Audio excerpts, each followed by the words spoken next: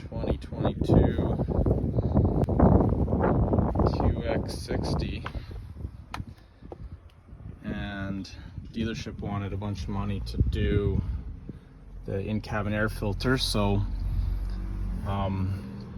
decided to kind of check out some videos, and all I could find was kind of the older model, and the place where the air filter was behind this panel here, and you had to go in here and kind of crumple it and replace it down in here. But I opened it up and didn't find anything there, so I looked kind of where you usually find them on most vehicles, and in the glove box, and sure enough, you can see it right there.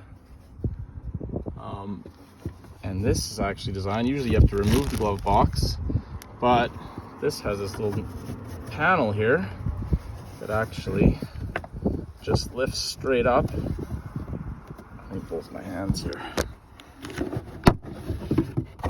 So it just lifts straight up, pops off, and easy as can be, there it is. This thing was stinking, and yeah, they wanted, I think it was $200 or something to replace it. And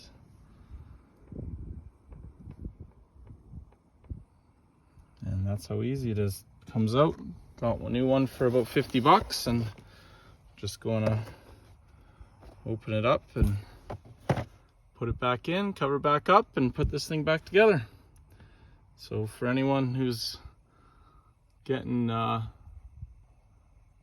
bill for $200 to do your in-cabin air filter, this is definitely one to do on your own.